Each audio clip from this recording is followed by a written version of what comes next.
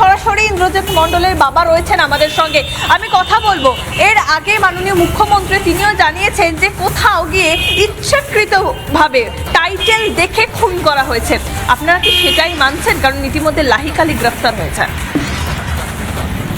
আমি কি জানবো? আমি তো কারণ লালখালি বলতে কারো চিনি না, তার কারো কী করে বলবো যে হ্যাঁ ও মেয়ে ও ধরেছে ভালো হয়েছে, তার আমি জানি না তা কী করে বলবো। লালখালি কে তা আমি আজ জানি। আচ্ছা, লাহিক আলীকে আগে চিনতেন? না না, আমি ও কারো চিনি, আমি কোনো পার্টি নেতাতে চাই না। মানে মাননীয় মুখ্যমন্ত্রী যা আছে, মমতা নাই যা আছে, এই দুটো হচ্ছে না যা দেখি বই যা। আমি তো বাইরে খুব একটা বেরিয়ে নেই, সবসময় সবসময় বাড়িতে দোকানে তখন একটু আমি নিজেও চিন্তা করতে পারি না যে অমুক লোক অমুক তুই কেন মারছিস বল। সেখানে কোনো রাজনৈতিক ব্যক্তিত্ব বা রাজনৈতিক উদ্দেশ্যে কেউ এসেছিল? তা আমি কী করে জানবো রাজনৈতিক বাবা কী নীতি? আমি কী করে জানবো যে কে নেতাগিরি করে, কে অমুক করে? তা আমি না কোনো রাজনৈতিক করে।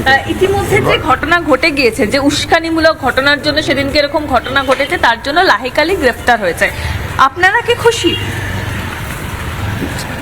আমি খুশি, আমার হওয়ার খুশি হয়ে কি আমার ছেলেটা ফিরে আসবে কি যেই হোক আমি যদি শাস্তি হয়? না না শাস্তি, সে সরকারের কাছে জানিয়েছি, আস্থা রেখেছি, ব্যাস সে মরে যাই যাবো, সে তারা রোল সব ভাবা জমাবে, তিনি যা করে তাই হবে।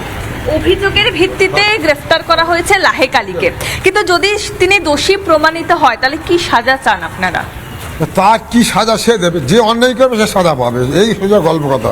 আমি তো সমস্ত কিছু ভাড়াপন ছেড়ে দিচ্ছি সরকারের কাছে, তিনি আমাদের যা করবেন মাথা পেতে নেবো, ব্যাস। সে যদি বলে তার মারবো মারবো, কাটবো যা খুশি করবো না কেন, আমার তারা ছেড়ে দিচ্ছে। তার উপরে আমি আমার কোনো আপনি বাবা হিসেবে কি? হ্যাঁ, আমার বাবার সঙ্গে আমি বলছি, তাই যে অন্যায় করবে সে সাজা পাবে।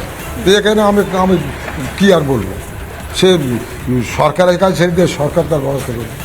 মনোভাব রাজনৈতিক উদ্দেশ্য প্রণোদিত হয়ে এই গ্রেপ্তার করা হয়েছে, লিঞ্চিং বা কিছু একটা। সেই ঘটনা যখন ঘটেছে, লাহিক আলী তার চেয়ে পরে ওখানে পৌঁছেছে, তদন্ত করলেই হয়ে যাবে। এতৎসত্ত্বেও ফাঁসাতে হবে, ভয় দেখাতে হবে।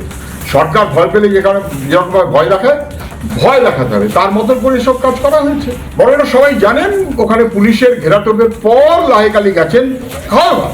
তদন্তের আগেই কখনো কাউকে নির্দোষ বলে দেওয়া হয়, তদন্তের আগেই টাকা পয়সা দেওয়ার ব্যবস্থা হয়, তদন্তের আগেই যদি কে দোষী, কার কত বড় অপরাধ তাই নিয়ে বড় বড় বিদ্যান্ত হয়, তাহলে সেটা আইনের শাসন নয়।